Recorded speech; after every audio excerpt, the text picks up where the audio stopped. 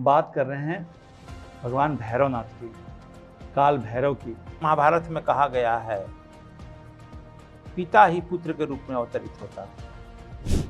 देखिए शमशान में देखा होगा भैरव का मूर्ति, बिल्कुल। भगवान शंकर का भी श्मशान में, काली का भी श्मशान में। ये लोग जो है भैरव को जो साधना करता है, भैरव भैरवी भी होते हैं। आगे हम बताएंगे।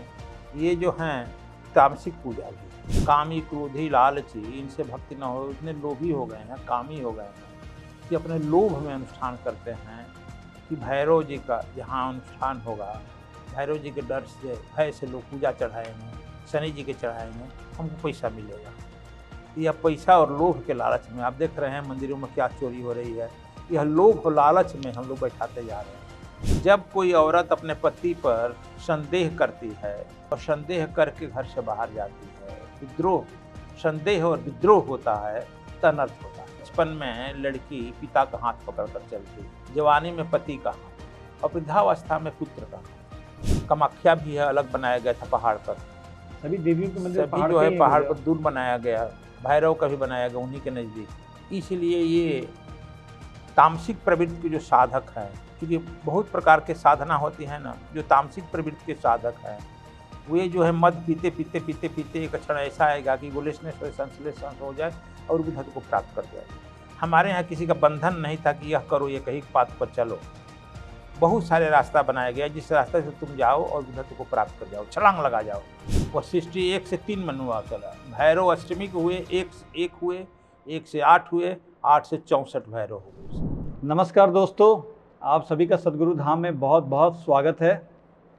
आज हम तंत्र से जुड़े हुए एक ऐसे देवता की बात करने जा रहे हैं जिनके बारे में आपने YouTube पे बहुत सारे पॉडकास्ट तो देखे होंगे, लेकिन उनके रहस्य को आज भी बहुत कम लोग जानते हैं। हम बात कर रहे हैं भगवान भैरवनाथ की, काल भैरव की। भैरव को कुछ लोग शिव का अवतार मानते हैं, कुछ लोग कहते हैं शिव ही भैरव हैं।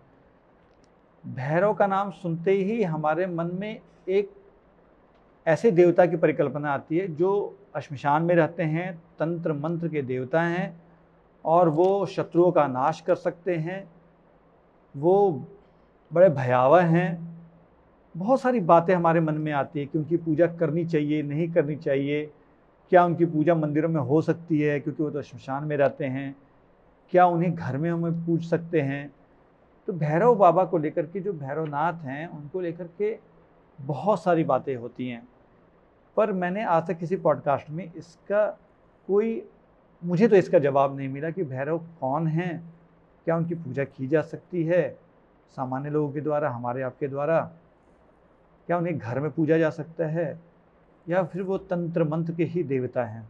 तो आज इस बहुत ही रहस्यात्मक बात को समझने के लिए, इस विषय को समझने के लिए हमारे साथ एक बार फिर से विश्व प्रसिद्ध संत सद्गुरु स्वामी कृष्णानंद जी महाराज उपस्थित हैं। गुरुदेव, आपका बहुत बहुत नमन कि आपने भैरव के बारे में, उनके रहस्य को उद्घाटित करने का निर्णय किया और हमारे निवेदन पे ये निर्णय लिया आपने, क्योंकि आप आमतौर पे ऐसे विषयों को जानते हैं, फिर भी आप ऐसे विषयों से दूर रहने की सलाह लोगों को देते हैं। फिर भी गुरुदेव, लोगों की आकांक्षाएं हैं, लोगों के प्रश्न होते हैं, तो उन प्रश्नों का जवाब देना भी ज़रूरी होता है। तो आज हम भैरव बाबा के रहस्य के बारे में, भगवान भैरवनाथ के रहस्य के बारे में जानने की आपसे कोशिश करेंगे। आप कृपा बताएं हमें कि आजकल तो हम देख रहे हैं कि पहले तो मैं जब छोटा था गुरुदेव, तो भैरव को आम रूप से मंदिरों में मैं नहीं पाता था। वो या तो काली के मंदिर में होते थे, या फिर भगवान शिव के मंदिर में होते थे, या शक्तिपीठों में मैं देखता तो भैरव की मूर्ति होती थी। लेकिन आजकल मैं देखता हूँ कि कोई भी कॉमन मंदिरों में शनि और भैरव एक साथ दिख जाएंगे आपको। पहले शनि की भी मूर्ति नहीं होती थी, इधर मैंने शनि की भी मूर्तियाँ होती देखी। मैं जानता था कि पीपल के पेड़ के नीचे दिया जला दो, शनि अगर ख़राब है तो, या फिर आप किसी पत्थर, जैसे संगनी सिंगनापुर में एक पत्थर है, उसी को शनि का स्वरूप माना जाता है।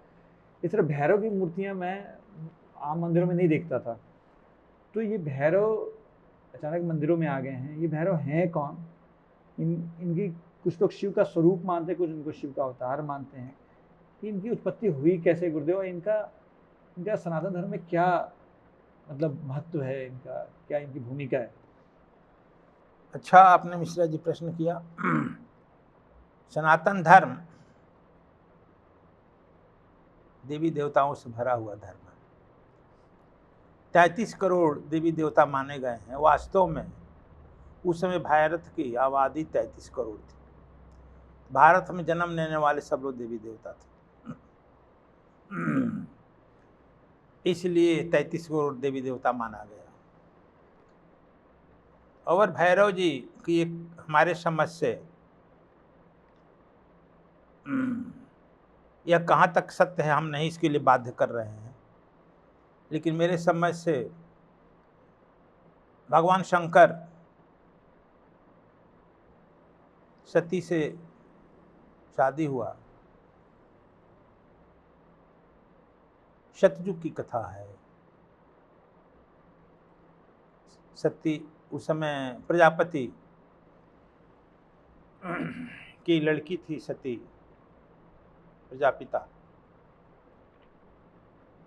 लेकिन हमारे यहाँ हरि कथा, हरि कथा अनंत कह करके जोड़ दिया जाता है। ये त्रेता युग में भगवान राम हुए और इसमें अगस्त जिस कथा सुनकर आ रहे थे सती, कह दिया गया ये कथा त्रेता युग में राम देखकर जय सच्चिदानंद कह दिए भगवान शंकर। इसका मतलब सती त्रेता युग के बाद मरी है ना, तब भगवान के अवतरण के बाद फिर शिव जी का पार्वती से शादी हुआ है ना तब। यह सब बहुत सारे प्रश्न क्योंकि साइंस के विद्यार्थियों को खटक जाता है, लेकिन फिर यह कहकर चुप करा दिया जाता है हरि अनंत हरि कथा अनंता। खटक रहा है कि नहीं खटक रहा है? सतयुग के हैं शंकर जी। सतयुग में उनकी शादी हुई है। त्रेता के अंत में भगवान राम आ रहे हैं और जंगल में वो अगस्त ऋषि की यहाँ कथा सुनकर राम का आ रहे हैं। राम को देखकर प्रणाम किए, सती को मुँह हुआ, सती जली। ये कथा आ रहा है ना। इसका मतलब फिर जब शादी हुई तो राम के जाने के बाद हुई ना, द्वापर वापर में हुई तब। यह सब बहुत आपकी कथा कहानियों में विचित्रताएं हैं। खैर चलिए हम कह रहे हैं, लेकिन इसीलिए कहे कि यह मेरी मान्यता है कि सती कि यहाँ बुलाहट नहीं आया था प्रजापिता से यह यज्ञ में जाने के लिए। अब सब जानते हैं, कथा हम नहीं विस्तार दे रहे हैं, जाने के लिए जोर दी। भगवान शंकर जानते हैं कि यह जाएगी ही, अशुभ होगा, मैं जा नहीं सकता हूँ। उस समय शंकर जी को कोई पुत्र नहीं था, पार्वती के साथ हुआ है इनका। तब शंकर जी ने अपने आत्मबल से, आत्मयोग से, उन्होंने त्रिनेत्र से, या आज्ञा चक्र से, या आत्म शरीर से, अंतर्ज्योत शब्द कनारी ज्योत निकला। अब समझ गए, ज्योत निकला इनके भी आज्ञा चक्र से। वह एक इनका जो संकल्प के अनुसार एक उग्र रूप काम था, उग्र रूप में पैदा हुआ। विशाल शरीर। पूछा पिताजी आदेश, उनसे पैदा हुआ तो उनका पुत्र हुआ ना। इसीलिए महाभारत में कहा गया है पिता ही पुत्र के रूप में अवतरित होता है। बिल्कुल। पुत्र ज्यों ज्यों जवान होता है, पुत्र वृद्धावस्था को प्राप्त करता है। पिता मृत्यु को प्राप्त करता है, पुत्र जो है उनके स्वरूप को, अधिकार को प्राप्त करता है। तो यह वंशानुगति कहा गया है। यह शंकर जी का हमारे समझ से आत्मिक पुत्र हुआ, आत्मज हुआ। आत्मज हुआ ना, उनकी इच्छा से पैदा हुआ है। इच्छा रूप नारी अवतरी, अभी सुने हैं। उनकी इच्छा से उत्पन्न हुआ है, इसलिए उनका आत्मज हुआ भैरव। ये भी आप मिश्रा जी पहले सुन रहे होंगे, इसलिए ये आत्मज हुआ। उन्होंने जाना, इतना तो शंकर जानते एक अनहोनी घटना घटने वाली है। जब कोई औरत अपने पति पर संदेह करती है और संदेह करके घर से बाहर जाती है। विद्रोह, संदेह और विद्रोह होता है तो अनर्थ होता है। हालांकि विदेश में अक्सर होता है, लेकिन भारतीय परंपरा नहीं। भारत में जब कोई पत्नी अपने पति से विद्रोह और संदेह करके जाती है तो अनर्थ होता है। Is it correct? जी। तो सती देख रहे हैं कि यह विद्रोह भी कर रही है, संदेह भी कर रही है और जा रही है, तब कुछ घटना तो घटेगी। इसलिए उन्होंने आत्मज अपने पुत्र को उत्पन्न किया। पुत्र ही माँ की रक्षा कर सकता है। भारत की एक और परंपरा है, हालांकि परिवारवाद की स्थापना भगवान शंकर के द्वारा ही किया गया है। इसलिए उन्होंने कहा कि बचपन में लड़की पिता का हाथ पकड़कर चलती है, जवानी में पति का हाथ और वृद्धावस्था में पुत्र का हाथ। इसलिए भैरव को जो आप कहते हैं उग्र काम था, इसलिए उग्र रूप में उन्होंने मानसिक वेग पैदा किया, आत्मज हुआ। इसलिए कहा कि आदेश, पिताजी आदेश, भगवान आदेश, कहा कि जाओ माँ की रक्षा करो। माँ को वो उन्होंने चरण स्पर्श किया और पीछे पीछे चल दिया। और वहाँ पर जब गए तो वह सती ही दिखाई पड़ती थी लोगों को, भैरव नहीं दिखाई पड़ते थे।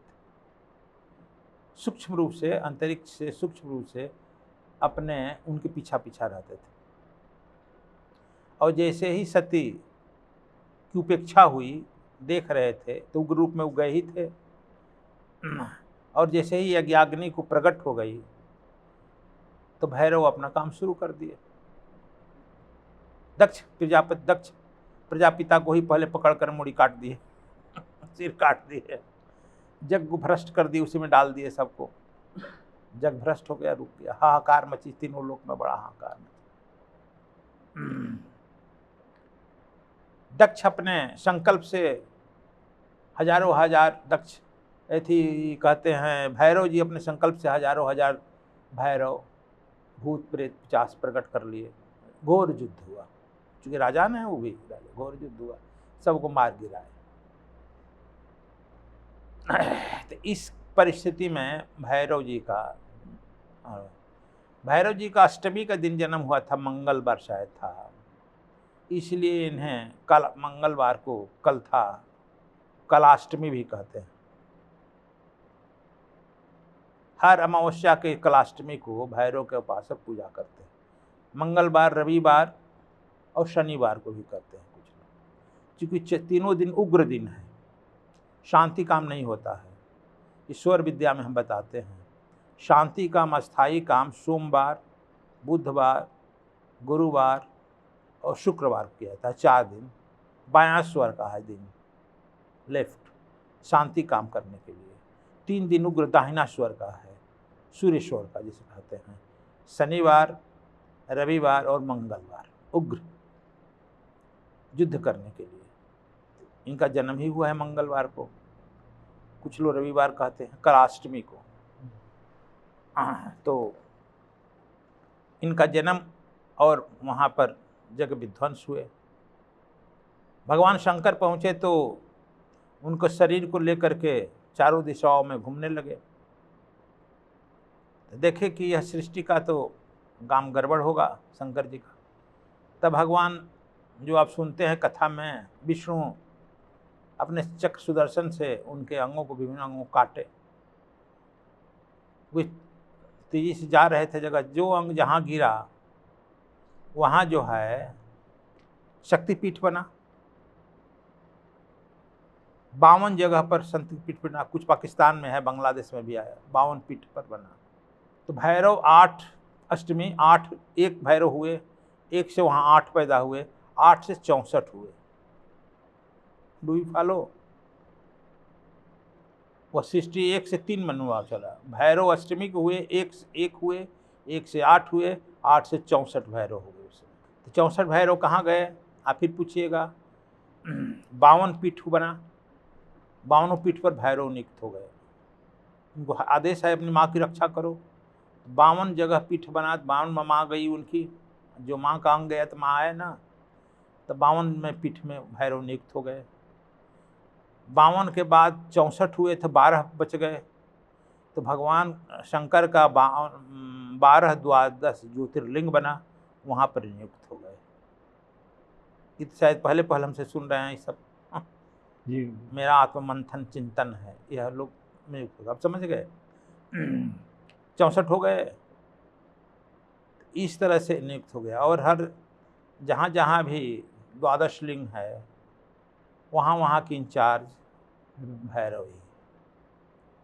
ये है। काशी कोतवाल कहे जाते हैं। हम्म। काशी में, उज्जैन में भी महाकाल के साथ भैरव का मंदिर है, विक्रांत भैरव यह है। 64 एक से 64 ये लोग हो गए नियुक्त।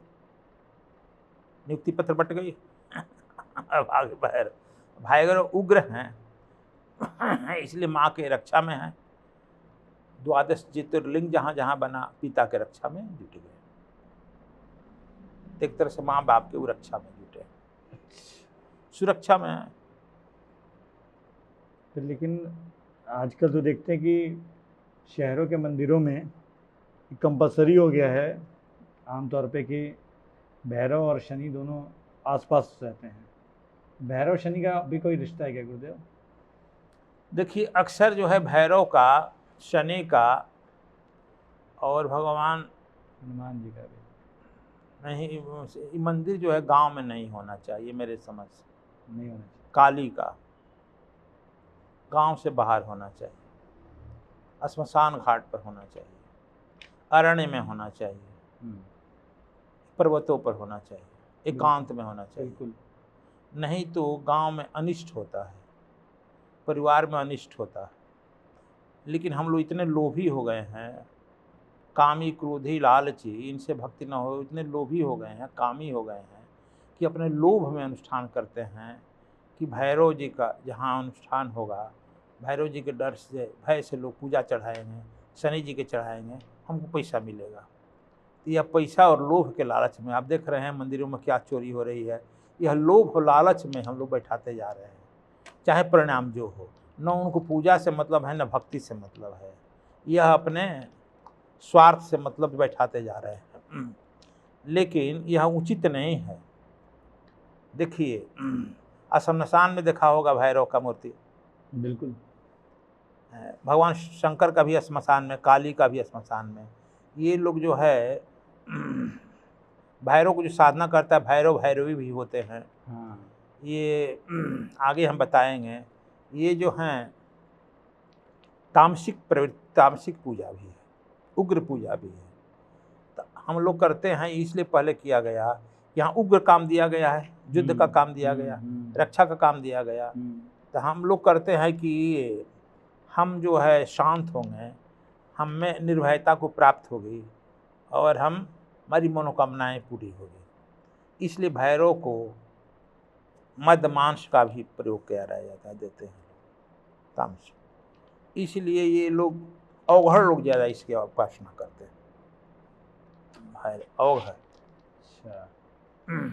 लेकिन अब एक हम ही यहाँ काली की मूर्ति, एक पंडित को बैठा दिए, कुछ नहीं जानते थे, पढ़ा लिखा, यहीं पर अब खूब कमा रहे हैं, वहाँ घर भी बना लिए। अब दूसरे का ज़मीन मिल गया, दूसरे का घर मिल गया, बन गया, अब चल रहा है पूजा, मांस मछली मदिरा भी चढ़ता है। तो खैर, यह एक आमदनी का स्रोत हो गया है। लेकिन ठीक ठीक भैरव की जो उपासना करता है, वहाँ विंध्याचल में भी काली खोह में है, अलग हटकर शहर से। कामाख्या भी है, अलग बनाया गया था पहाड़ पर। सभी देवियों के मंदिर सभी जो है पहाड़ पर दूर बनाया गया। भैरव का भी बनाया गया उन्हीं के नज़दीक। इसलिए ये तामसिक प्रवृत्ति के जो साधक हैं, क्योंकि बहुत प्रकार के साधना होती है ना, जो तामसिक प्रवृत्ति के साधक हैं, वे जो है मद पीते पीते पीते पीते एक क्षण ऐसा आएगा कि गोलेशनेस हो, संश्लेषण हो जाए और बुद्धत्व को प्राप्त कर जाए। हमारे यहाँ किसी का बंधन नहीं था कि यह करो, ये कहीं पाथ पर चलो। बहुत सारे रास्ता बनाया गया, जिस रास्ते से तुम जाओ और बुद्धत्व को प्राप्त कर जाओ, छलांग लगा जाओ। तो यह भी तामसिक प्रवृत्ति का एक था। यह हमारे महात्मा जी भी बैठे ना, संघमित्रानंद जी भी तामसिक पूजा करते थे। एक अवघड़ के यहाँ गए तो कहे कि मिलने की भैरव साधना सीखने के लिए। तो वो अवघड़ अपने चेला को बुलाया, कहा कि जरा इनको समझा दो। कहा कि गुरुजी 1 मिनट में आ रहे हैं। कहा कि देखो एक घड़ा शराब भी लाए हैं। कहा कि हम 1 मिनट में आए। अपना गया झोपड़ी में, झोपड़ी में से 10 मिनट 15 मिनट बाद लौटा। कहा कि इतना देर क्यों किया? कहा कि एक घड़ा अंदर शराब रखा हुआ था, उसको मैंने पिया, प्रैक्टिस किया, तब हमको ही पीना पड़ेगा ना। सुनो कि प्रैक्टिस करके आ गया, मैं पीऊँगा इसको। तभी वहाँ से भाग गए। बाप रे बाप, तो बड़ा इतना बड़ा प्रैक्टिस है घर में, समझे। तब भाग आए, तब से यहाँ। तो देखो हमारे यहाँ ये जो है हर तरह की साधनाएं बताई गई, रोक नहीं लगाई गई। ये मैंने ऑब्जेक्ट था कि तुम उस बुद्धत्व को प्राप्त कर जाओ, लेकिन हम लोग जो है उसी में फंस जाते हैं। दारू, शराब, उग्रता, मांस, मछली, किसी का पंचमकार में, पंचमकार में फंस जाते हैं, आगे निकलते नहीं। लेकिन तू उस पंचमकार में लगे लगे लगे लगे एक क्षण आए कि छलांग लगा जाओ। इसलिए भारत के ऋषियों का खोज था। अब हम लोग भरे उसको पैसा के निगाह से देखने लगे। तो पथ अच्छा था, लेकिन उसमें पथ में भ्रष्टता इतनी आ गई कि पथ भ्रष्ट हो गया ये। हाँ, लालच नहीं, यह मोह। बनाया गया खास करके, फिर बुरा मानेगा जो आदमी थी तामसिक प्रवृत्ति का था। सतोरजो तमो तीनों गुरु के न लोग होते हैं। जी जी जी। तामसिक प्रवृत्ति के लोग थे, खास कर अवघड़ में ज़्यादा क्षत्रिय लोग होते हैं। अभी नहीं कहना चाहते हाँ, थे मैं समझ अवघड़, गया, आप जो कहना चाह रहे हैं मैं समझ गया। अब तो खोल कर कहना पड़ रहा था। हाँ, तो ये तामसिक प्रवृत्ति के जो लोग हैं, जो मांस मछली मदिरा पीते ही हैं, उनके लिए यह बनाया गया कि लोग चलो करो, लेकिन तुम इस साधना में यहाँ पर ध्यान रखो। करते करते तुम्हारा ध्यान वहाँ टिका, छलांग लगे, फिर अपने आप छूट जाएगा, मामला खत्म, छूट जाएगा, खत्म हो जाएगा। फिर जैसे कीनाराम भी क्षत्रिय थे, देखे कि वो पीते थे तो सब चला पीने लगा। तो एक दिन कीनाराम बुला कर कहे कि भाई अब लो, तू लोग मांस मछली मत पियो, मदिरा मत पियो। कहा गुरुजी हम लोग कहाँ पीते हैं, हम लोग प्रसाद में पीते हैं, आप छोड़ देते हैं, तो आप पीना जरूरी ना है, आता है बहुत। अच्छा, नहीं मानेगा ना, हम लोग प्रसाद पाते हैं। एक बाल्टी मंगाए, उस बाल्टी में वो कै कर दिए, मदिरा सब निकल गया, मछली सब निकल कर तैरने लगे, पानी निकल कर तैरने लगे। अगर मछली सब तैर रही है ना, तो हाँ ले जाओ गंगा जी में छोड़ाओ। अब 2-4-5 बाल्टी और मंगाए। कहा कि हाँ तुम सब खाया है ना, मेरा चेला है, तो हाँ आओ सब अपने अपने कह करके निकाल मछली को। खाया है तो अरे गुरुजी तो बच गया, तो मारेंगे थप्पड़न अब तुमको। इसीलिए कहा गया जो गुरु करता है वो मत करो, जो गुरु कहता है वह करो। बहुत ही। गुरु के चरित्र का अनुकरण मत करो। चरित्र का जो करता है, गुरु के चारित्र का अनुकरण करो जो कहता है, क्योंकि कर का अनुभव कर लिया है और वह भी जानता है कि तुमसे क्या होगा नहीं होगा, तो वह अनुभव करके कहता है वो करो। उनकी देखा देखी क्यों कर रहा है। तब हुआ कि लोग चला, लोग तब उनसे निकला नहीं, तब कहे कि कहाँ दुनिया रूठे तो रूठे, गुरु तू मत रूठना। अवघड़ के कीनाराम को लोग कहे दुनिया रूठे तो रूठो, गुरु तू मत रूठना, वो भी गुरु परंपरा है। तो खैर, इसलिए भैरव की साधना अक्सर गांव नगर से बाहर होनी चाहिए। अवगुणों की साधना है और तामसिक प्रवृत्ति के लोगों की साधना। इसीलिए भारत में विभिन्न प्रकार की साधना विभिन्न लोगों से किया गया। तो गुरुदेव ये मतलब कहा जाता है कि आपने भैरवी की बात कही, ये भैरवी कौन होती हैं? और कहा जाता है जब काली चलती हैं तो साथ साथ भैरव होते हैं, भैरवियाँ होती हैं, योगिनियाँ होती हैं। तो ये काली का भैरव के साथ क्या रिश्ता है?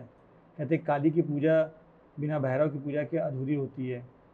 तो इसके बारे में कुछ विस्तार से बताइए गुरुदेव, क्या है ये इस साधना पद्धति में काली का भैरव से क्या रिश्ता है, और काली की पूजा भैरव की पूजा के बिना अधूरी क्यों मानी जाती है? ऐसा भी कहा जाता है वैष्णो देवी आप जाते हैं और वहाँ पर जो भैरव हैं उनका दर्शन नहीं करेंगे तो आपका दर्शन अधूरा माना जाएगा, ऐसी मान्यताएं हैं। तो इसके पीछे कोई तो परंपरा रही होगी, कोई लॉजिक रहा होगा गुरुदेव काली का भैरव के साथ? देखो बताए कि वह शंकर की भगवान शंकर की पत्नी ही काली है ना, वही दुर्गा भी है। समय के अनुसार अलग अलग रूप है, नाम है। इसीलिए जहाँ जहाँ उनका पीठ है काली का भी, भैरव तो रहेंगे ही रहेंगे। क्योंकि काली जो है शक्ति की प्रतीक है, भैरव चेतना का प्रतीक है। यदि शक्ति के साथ चेतना नहीं रहे तो भटक जाएगी। इसीलिए भैरव को शक्ति के पुत्र के रूप में दिया गया। और शिव को जो है शक्ति के पति के रूप में दिया गया।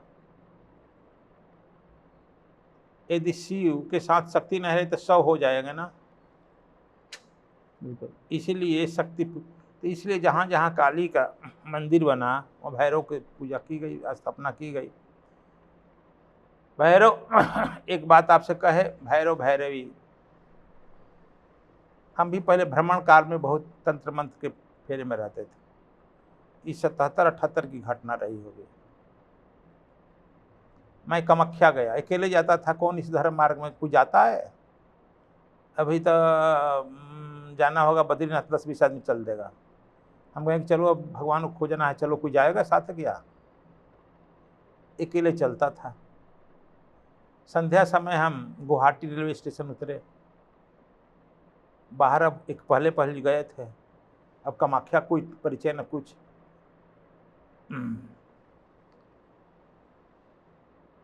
बाहर एक से रिक्शा वाला दौड़े दौड़े आया, महाराज जी आपको जाना है कामाख्या? हमने हाँ। मंदिर पे था? हमने हाँ। आइए आइए, रिक्शा पर बैठा के ले चलते। ले चल, अपना रिक्शा चलाया, लेकर के खा के यहीं पर है।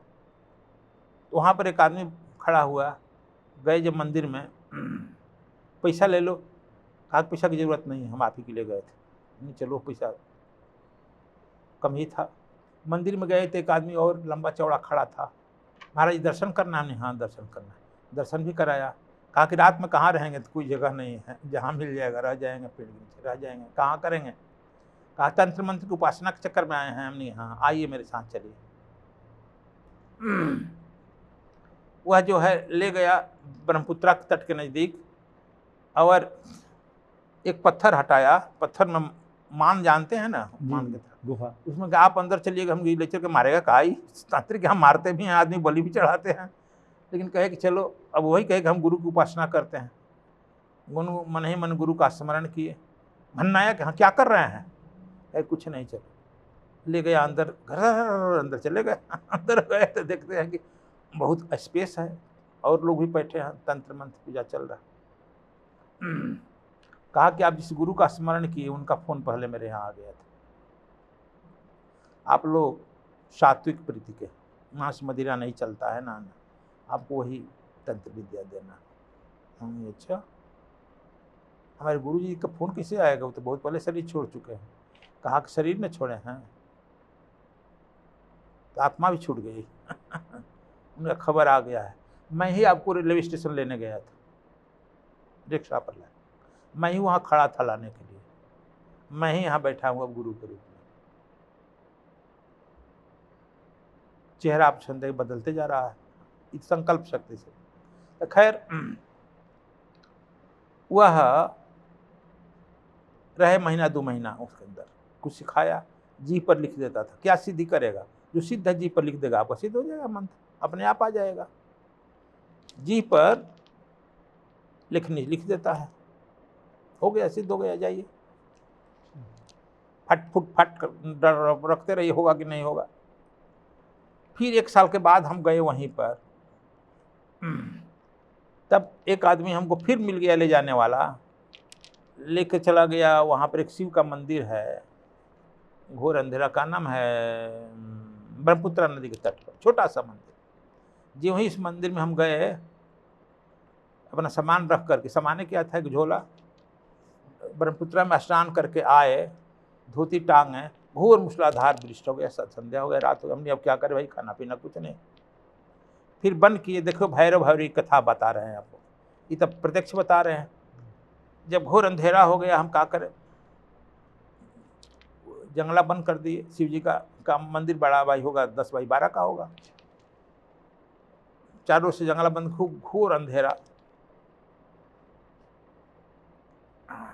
टोते टोते देखे कि एक दीपक रखा है, तेल भी है, थोड़ी दूर पर सिलाई भी है, लेकिन बाड़ी में क्या था, कैसे ऊँच जलाए, टिम टिम टिम टिम प्रकाश हुआ। उसमें हम अपना कह छोड़, अब हम रात में ध्यान करने पूजा, फिर गुरु का वाहन किए, अपना ध्यान करने लगे। ठीक लगभग घड़ी तो हरदम रखते थे, घड़ी देखे कि 7:30 बजा, घोर अंधेरा रात की तरह हो गई, वर्षा मूसलाधार वृष्टि। एक आदमी थे, नॉक किया, दरवाजा खोले तो एक सुंदर औरत भीजी हुई शरीर पारदर्शी कपड़ा में, कहा कि स्वामी जी मैं अंदर आ सकती हूँ? बड़ा पैर में पड़े कि क्या हो, यही रात में ये अंदर, मालूम होता कि इसकी सारी आसाम की सुंदरता इसके शरीर में है, भींगी हुई है, मैं क्या करूँगा? कहा कि बड़ा वर्षा हो रही। देवी जी बड़ा जगह नहीं है, आप कपड़ा कैसे बदलेगी, हम रह लेंगे। ठीक है, आ जाओ, उस कोने में बैठ जाइए, हम इधर शिव जी की तरफ मैं बैठ जाता हूँ। अब वस्त्र भीजा, हम कहें हमारे पास एक गमछी है, इससे अपना काम चल सकता, चला लो, और कुछ नहीं है। एक धोती तो हम पहने हैं, और एक धोती स्नान किए थे, इसमें क्या सूखेगा, देखो भीजा हुआ, और कोई कपड़ा नहीं। तो फिर याद है कि चादर तो है, एक चादर है, लेकिन आप उसे पहन लेगी, ओढ़ लेगी, तब हम क्या करेंगे, लेकिन ले लो, दे दिए। फिर हम बैठ गए। 1 घंटा के बाद सबसे अपना कुछ क्या कर रही थी, हम उधर देखे ही नहीं, अपना इधर हम समझ गए कि मेरी परीक्षा हो रही है। तो हे गुरुदेव प्रार्थना करने लगे, शिव जी को प्रार्थना करने लगे कि कहाँ हमको परीक्षा में डाल दी। परीक्षा ना है, बिल्कुल। उस समय हमारा 30-32 साल का उम्र रहा होगा। अच्छा। फिर घंटे बजाया, तो हम केवाड़ी खोलने को कहे, आप रुक जाइए स्वामी जी, मैं खोलती। वो जाकर खोली, एक वृद्ध आदमी, चेहरा चमक रहा था, पानी भीजते हुए टिफिन पकड़ाया। अच्छा, देखे बिजली नहीं चमकती है उसमें, चेहरा देखे चमक रहा।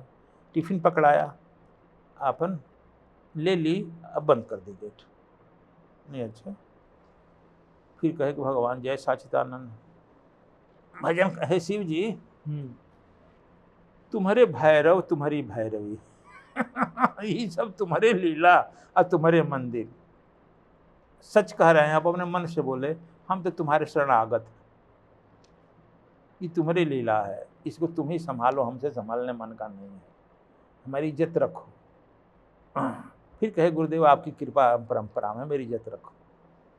फिर कहे 10-15 मिनट बाद कही औरत की, गुरुजी भोजन, आप स्वामी जी भोजन तो नहीं किए हैं ना? तो नहीं, भूख लगी है ना, तो हम भोजन कर लीजिए ना।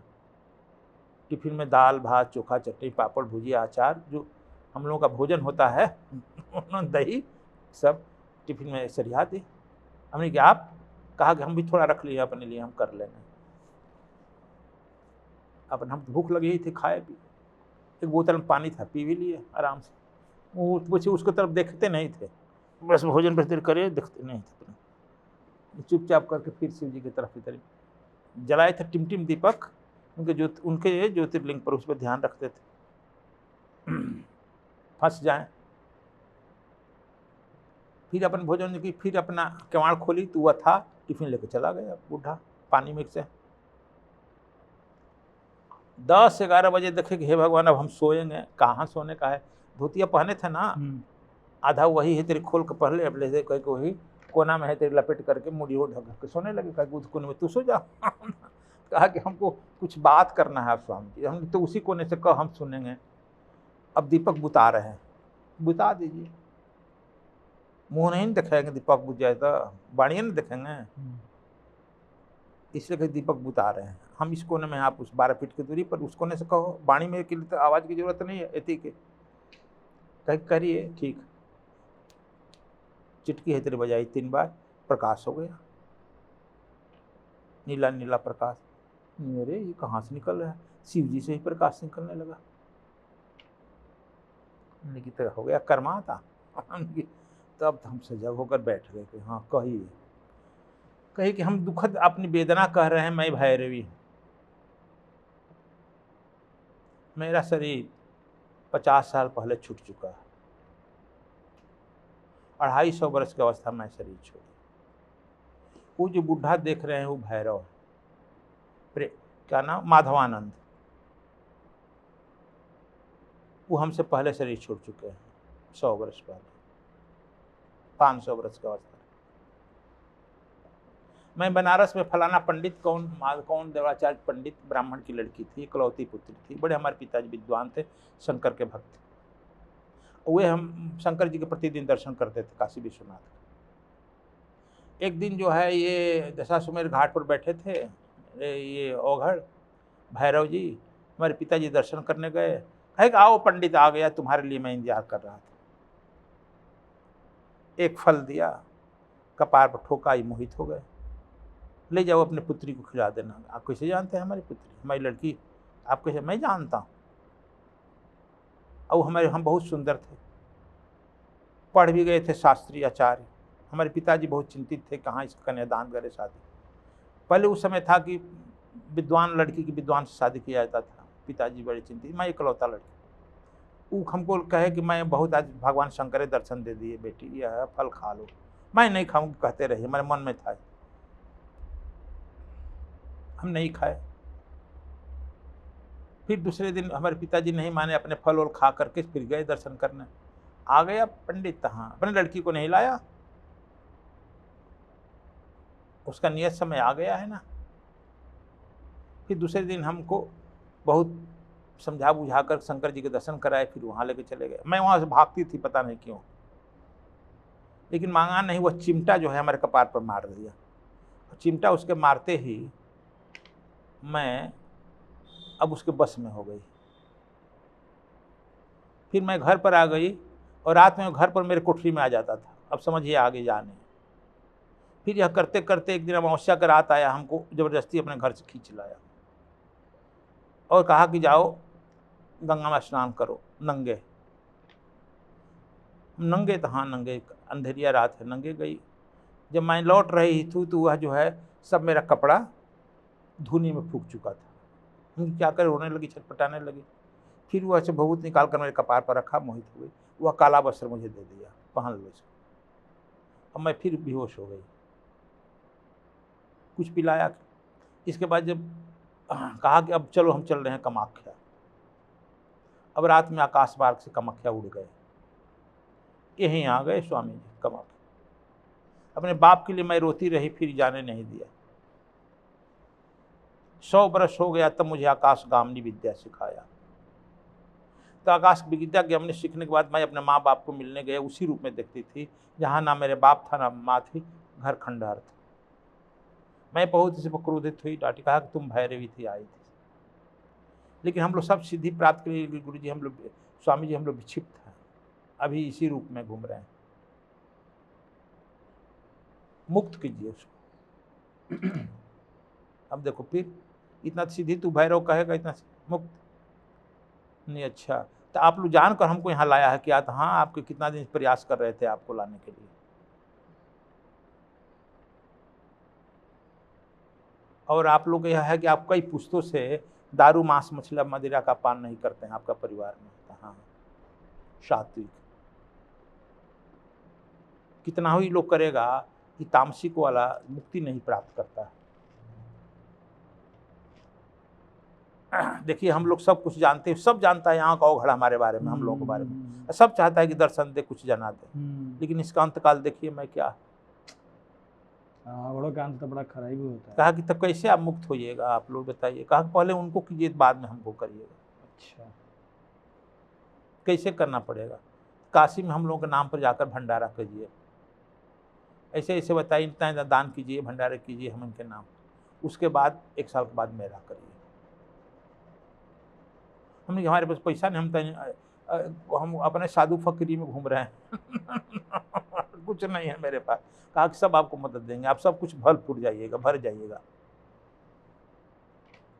चलो तो यह देखो हम खैर किए, उन लोगों का बहुत दिन के बाद किए। तो ये हम कह रहे हैं कि देखो जो भैरव भैरवी की बात कह रहा है, तो तू कहता कागज देखी, मैं कहता आँखन देखी। बिल्कुल बिल्कुल गुरुदेव। सब घूम फिर करके तब हम इधर में आ गए हैं भैरव।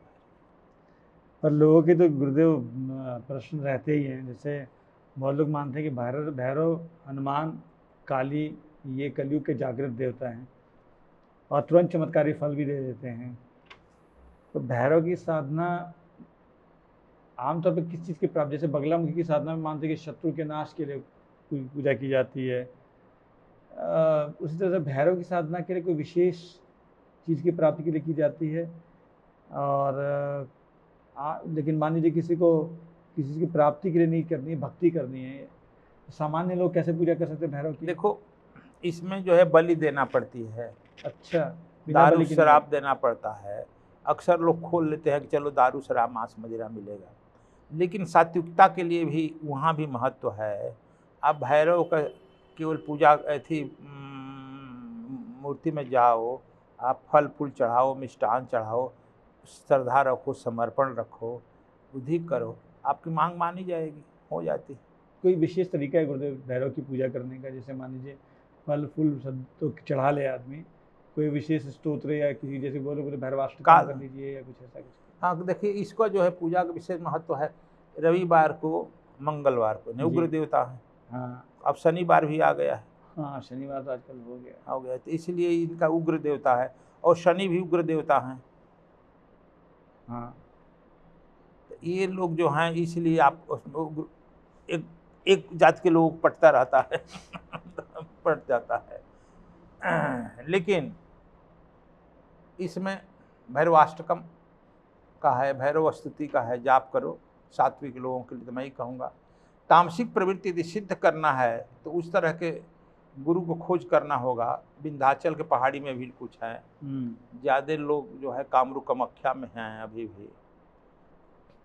अच्छा, तो वहाँ पर जाकर उन लोगों से जैसा रखना हो वैसा गुरु सीखना पड़ेगा। मतलब बिना किसी गुरु के भैरव के पूजा अगर करें तो उसके मतलब अगर वैष्णव तरीके से नहीं कर रहे हैं, कोई यूट्यूब चैनल देख करके और चैट जीपीटी से जान करके कोई तांत्रिक प्रयोग कर लिया तो उसके बड़े हानि भी होंगे गुरुदेव? ऐसा है कि जब भैरव मान ली कर ही लिया, वो प्रकट होगा या उसकी कोई भैरवी प्रकट हो गई, फिर तुम्हारा तो हार्ट फेल हो जाएगा, बिल्कुल, तो मर जाएगा फिर तुम बन जाएगा प्रेत सिद्ध हो गया। इसलिए जागृत गुरु रखने पर वह सब रक्षा करता है, हर किसी से बताता है। इसलिए बिना जागृत गुरु का, इनलाइटमेंट गुरु का, इनलाइटमेंट को प्राप्त करना बड़ा दुष्कर है। मैं कहीं सुन रहा था गुरुदेव, मतलब कि कोई कहानी है और सच्ची कहानी है कि एक आई थिंक मुझे लगता है कि शायद ये एक बुक में है, कुंडलिनी जैसी बुक जो गोपी, शायद स्वामी गोपीनाथ की लिखी हुई है, किसी की, हम भूल रहे हैं अभी। उसमें ये कि एक गायत्री का साधक था, वो बड़े परेशानियों में था, बहुत दिन से साधना करता, गायत्री प्रकट हो नहीं रही थी, तो उसको सिद्धि मिल रही थी गायत्री की। तो किसी ने बोला कि गायत्री सिद्ध नहीं होंगी तुमको, इससे अच्छा अगर कोई तुमको सिद्ध करना तो भैरव की का मंत्र करो, भैरव आ जाएंगे। तो उसने भैरव का मंत्र शुरू किया तो कुछ घंटों में ही भैरव जो है पीछे आ गए उसके। तो बोले कि बताओ तुमको क्या चाहिए? तो बोले हमको आप दर्शन दीजिए। तो बोले हम तुमको दर्शन नहीं दे सकते हैं क्योंकि तुम गायत्री के साधक हो। तो बोले कि फिर हमारा फ़ायदा क्या, जब दर्शन ही नहीं दे सकते तो हम क्या करें? बोले तुम गायत्री मंत्र की जिस साधना को कर रहे हो उसमें बस तुम्हारा थोड़ा सा बचा रह गया है, तुम गायत्री की साधना करो, हम भैरव जो हैं गायत्री के उपासक के सामने आ ही नहीं सकते। तो ऐसा क्या है गुरुदेव गायत्री मंत्र में कि लोग मतलब कोई तामसिक देवता को आने में भी डर लगेगा? देखो, गायत्री जो है सात्विक है, ऋग्वेद की, वैदिक काल की, और उसमें निर्गुण निराकार परमात्मा को, प्रकाश स्वरूप परमात्मा को प्रार्थना किया जाता है जी, कि गायत्री जो है ऋग्वेद के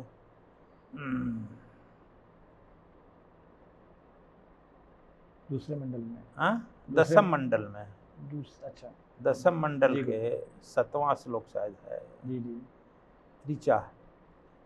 इसमें 24 अक्षर का होता है, ये 23 अक्षर की ही है।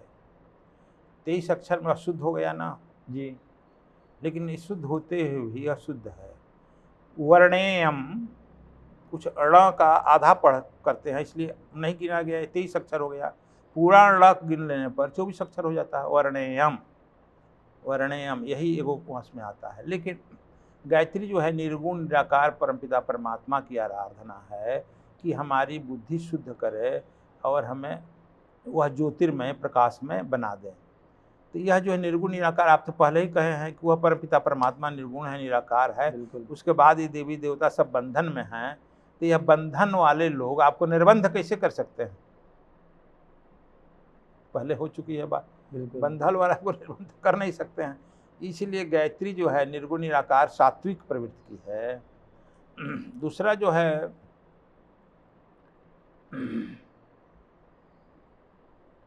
गायत्री, अब सुना कि ब्रह्मा विष्णु महेश की रचयिता है, वेद माता गायत्री भी कहते हैं उनको।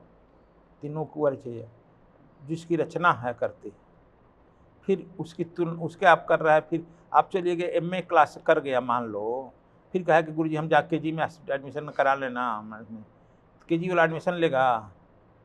बिल्कुल। तो यह जो है इसी तरह विचित्र विडम्बना है, हम लोग यहाँ की बात वहाँ, वहाँ की बात वहाँ करने लगते हैं। तो गायत्री जो है निर्गुण निराकार पार ब्रह्म परमात्मा का स्तुति है कि हमारी बुद्धि जो है परिशुद्ध करें और हमको कृपा हो, हमको प्रकाशमय करें। विश्वामित्र का वह खोज है, तो उन्होंने पहला गायत्री मंत्र का एक साकेत अयोध्या में किया। दूसरा जो है उन्हीं के खानदान का सत्यव्रत को कराया गायत्री यज्ञ, जिसको त्रिशंकु भी कहते हैं, उल्टा लटका भेज दिया गया। फिर उन्होंने दूसरी स्वर्ग की सृष्टि कर दी।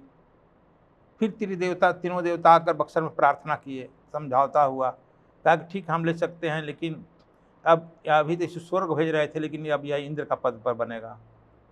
तो अभी तो कहते हैं लोग कि इंद्र के पद पर वह त्रिविष्टक ही हैं, त्रिशंकु, सत्यव्रत जिसका नाम था सत्यव्रत ही हैं।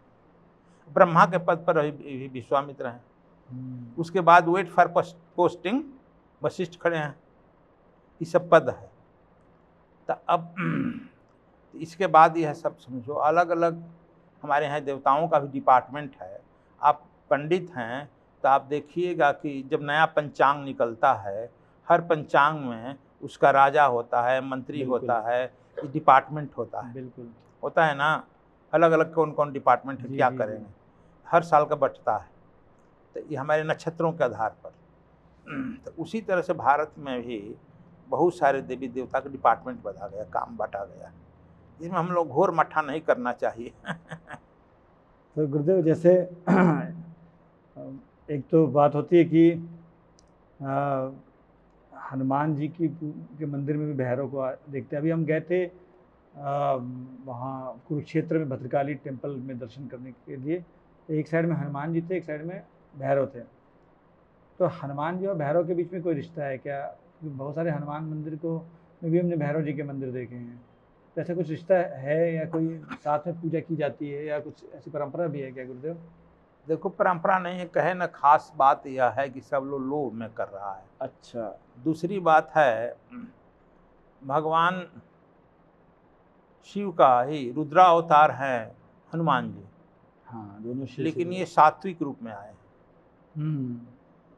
ये सात्विक उपासक और वो तामसिक हैं। और ये भक्ति के काम में है, भक्ति।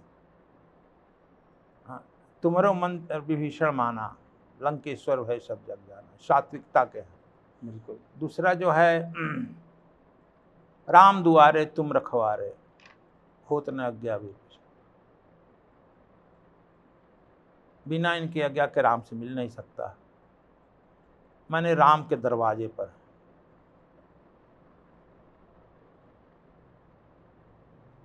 और जिस पर प्रसन्न हुए उनको राजा भी बनाए और राम से मिला भी दिए। तो शंकर जी का ही एक रूप है भक्ति का। एक आदमी का बहुत रूप हो सकता है ना? बिल्कुल।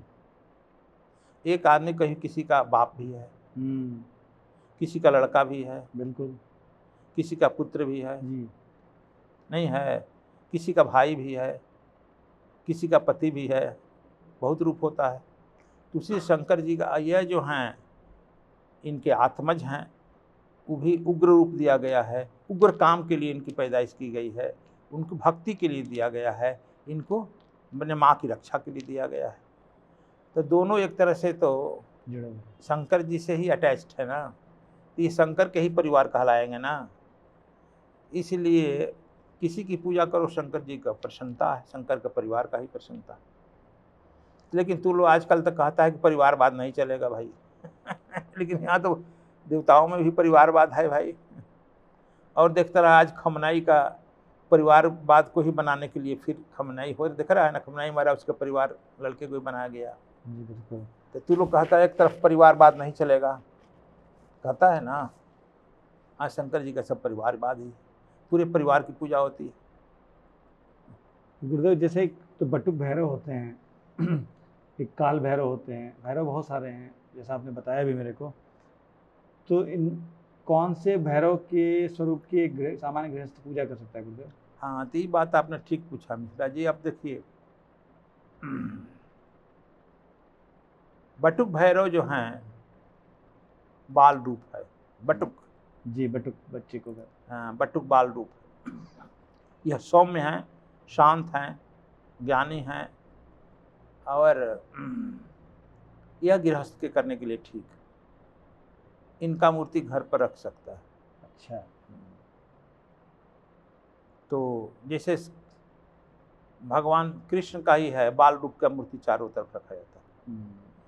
लेकिन चक्र सुदर्शन लिए हुए मूर्ति बड़ी खतरनाक हो जाती है, युद्ध का आमंत्रण हो जाता है,